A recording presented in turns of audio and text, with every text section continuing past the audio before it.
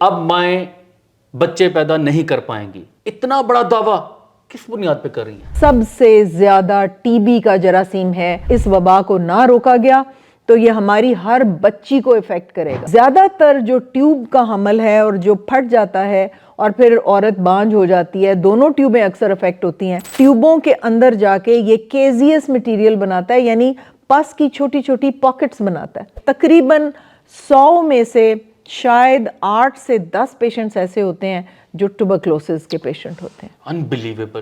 کسی مرد کے سپرمز رہ جائیں گے، باقی کا ایزوسپرمیا ہو جائے گا۔ ٹی بی کے جراثیم یہاں پہ چھائے ہوئے ہیں ہمارے اس وقت بھی۔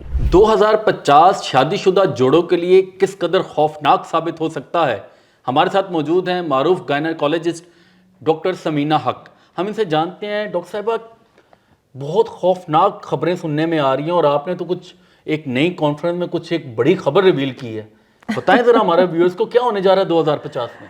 ہے تو بڑی خوفناک خبر، لیکن اس کو کیسے سمجھایا جائے عوام کو کہ یہ واقعی ہونے والا ہے، کیونکہ میں نے ابھی ایک انٹرنیشنل کانفرنس اٹینڈ کی اور اس کے اندر ریویل کیا گیا کہ کپلز جو ہیں ان کو بچہ لینا انتہائی مشکل ہو جائے گا، اور جو میل کے سپرمز ہیں 2050 میں انہوں نے یہ کیلکولیٹ کیا اور یہ پریڈکٹ کیا کہ شاید کسی مرد کے سپرمز رہ جائیں گے، باقی کا ایزوسپرمیا ہو جائے گا، اور بچیوں کے جو ایگز ہیں وہ بھی مقدار میں بھی کوالٹی میں بھی اتنے ناقص ہو جائیں گے کہ پھر پریگننسی ہونا انتہائی مشکل ہو جائے گا۔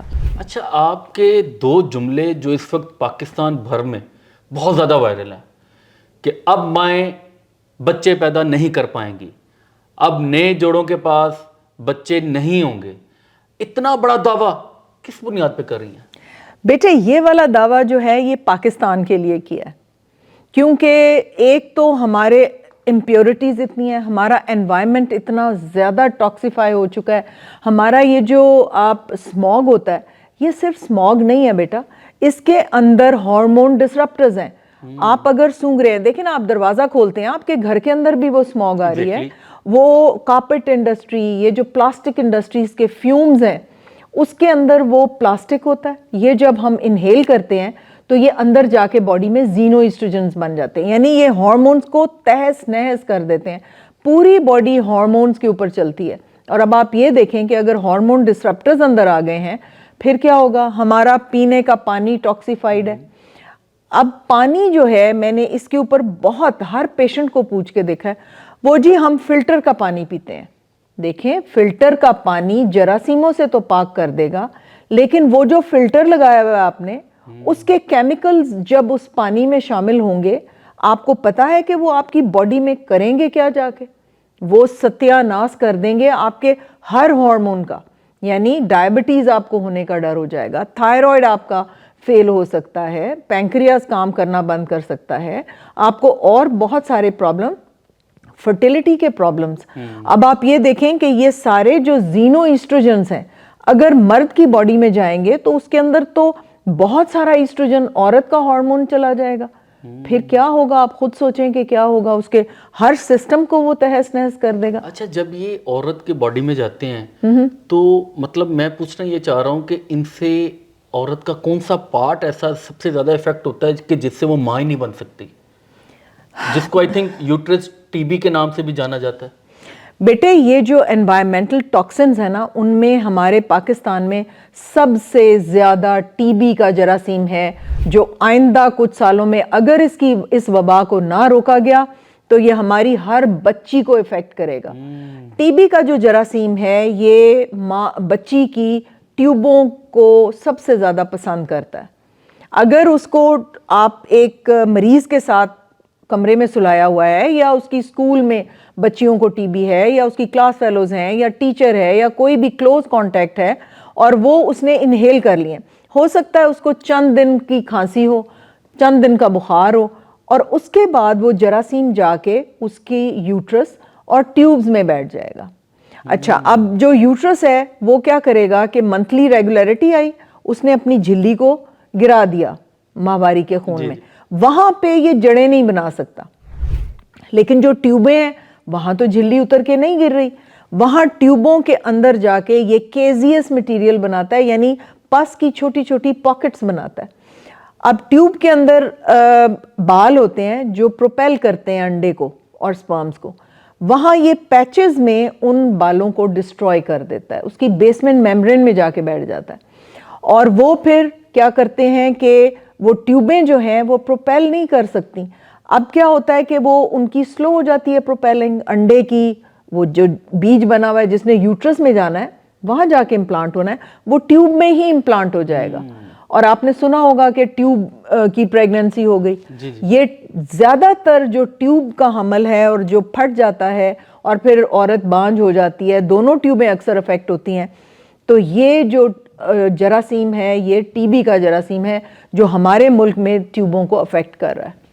अच्छा, इसमें कुछ फीमेल्स ऐसी भी हैं कि जिनको मंथली रेगुलरिटी में इश्यूज हैं। ये तो आपने कहा ना कि जिनको कंसिस्टेंसी के साथ आ रही हैं तो वो झिल्ली के साथ, कुछ ऐसी हैं जो शायद मोटापे की वजह से उनको मंथली रेगुलरिटी में इश्यूज आते हैं, उनके लिए तो फिर ज़्यादा खतरनाक। आपने कमाल है, ये तो आपने डॉक्टरों से भी ज़्यादा अक्लमंदी की बात की है, क्योंकि यूट्रस की जो मंथली रेगुलरिटी है वो इसको पनपने नहीं देता अपने अंदर। लेकिन अगर किसी को एमेनोरिया है, उसको पॉलीसिस्टिक ओवेरियन डिजीज़ है या थायराइड उसका फेल हो चुका है, उसकी वजह से उसको वो शेड नहीं हो रही, वहाँ पे ये फिर गड़बड़ कर देगा। वहाँ पे क्या होगा मैं आपको बताती हूँ। कई दफ़ा मैं डायग्नोज करती हूँ टीबी को, उनकी यूट्रस के अंदर हड्डी जमी होती है। यानी वो जो यूट्रस की लाइनिंग है ना, वो जब टीबी का जरासीम उसमें पस बना देता है तो वहाँ पे फिर कैल्शियम डिपॉजिट होनी शुरू हो जाती है। तो जब हम अल्ट्रासाउंड करते हैं तो वहाँ पे एक चमकदार सी लाइन नज़र आती है। वहाँ से फिर मैं पूछना शुरू होती हूँ कि बेटे, वो चमकदार लाइन पता चलने के बाद मैं पूछती हूँ कि बेटे आपकी घर में किसी को टीबी थी या आपका एक्सपोजर? हाँ, फिर वो बताती है कि मेरी दादी को थी, मैं उनके कमरे में जाती थी या मैं उनके साथ सोती थी, या मेरी माँ को थी, या इस तरह क्लोज कांटेक्ट टीबी का निकल आता है। यानी उस अल्ट्रासाउंड की पिक्चर पे कि एक कैल्सिफिकेशन हुई हुई है। Yes, you can find out कि इसको किसी ज़माने में ट्यूबरक्लोज। अब वो टीबी का जरासीम वहाँ मौजूद नहीं है, वो तो मर मुर गया है या बॉडी ने उसको पकड़ के मार मुर दिया, लेकिन वो अपना इफेक्ट तो करके चला गया। अनलेस आप उसको पूरा, अच्छा कई दफ़ा मैं जब कैमरा डालती हूँ ना अंदर और उसकी वीडियो बनाती हूँ तो ऐसे लगता है जैसे हम टाइलें उखेड़ रहे हैं ना। तो बहुत ज़्यादा अलार्मिंग है, बहुत अलार्मिंग है। और इतना ज़्यादा है ये, और इस पे ना तो हुकूमत कुछ सीरियस ले रही है। और हमारे मुल्क में ये होता है कि गुर्बत की वजह से वो 3 महीने दवाई लेंगे, 9 महीने लेनी होती है, 3 महीने दवाई लेके थक जाएंगे, पैसे ख़त्म हो जाएंगे। फिर वो क्या होता है, वो रेजिस्टेंट स्ट्रेन्स आते हैं जो किसी दवाई से मरते नहीं हैं। तो ये तो बहुत अलार्मिंग सिचुएशन है ट्यूबरक्लोसिस की हमारे मुल्क में। अच्छा, आपके पास कुछ ऐसे पेशेंट्स आए हैं कि यानी कि अगर हम रेशियो को डिफाइन करना चाहें कि कितनी रेशियो में इस तरह के पेशेंट्स आ रहे हैं? मेरे पास जब इनफर्टाइल पेशेंट्स आती हैं तो फिर मेरे उन पेशेंट्स में से तकरीबन 100 में से शायद 8 से 10 पेशेंट्स ऐसे होते हैं जो ट्यूबरक्लोसिस के पेशेंट होते हैं। Unbelievable. It's too much huge figure, बहुत बड़ा फिगर है। टीबी क्या करती है, आखिर से बंद करती है ट्यूब को, और जो चीजें होती हैं वो यहाँ से बंद करती हैं। ट्यूब टिपिकली एंड से बंद करती है, ठीक है। तो जब मुझे अल्ट्रासाउंड पे नजर आता है कि एंड से ट्यूब बंद है ना, फिर मुझे कंट्रोल, मतलब डेफिनेटली मुझे ये समझ आ जाती है कि ये ट्यूबरक्लोसिस होगी। एक मैं यकीन करें आपकी बातें सुन के इस कदर हैरान तो हो रहा हूँ और मुझे डर भी लग रहा है, मुझे खौफ भी आ रहा है कि आप कह रही हैं कि ये जो टीबी, जिसे हम यूट्रस टीबी भी कह सकते हैं, ये हमारी हवा में, स्मोक में, पानी में, इन्वायरमेंट पोल्यूशन में पाई जाती है। ये तो हम कंट्रोल कर ही नहीं सकते हैं। बेटे, अब हम इस कमरे में बैठे हैं ना, आपका ख्याल है ये बड़ी साफ हवा है, ठीक है, इसमें ये गाड़ियों का वो जो फ्यूम है वो नहीं होगा कुछ।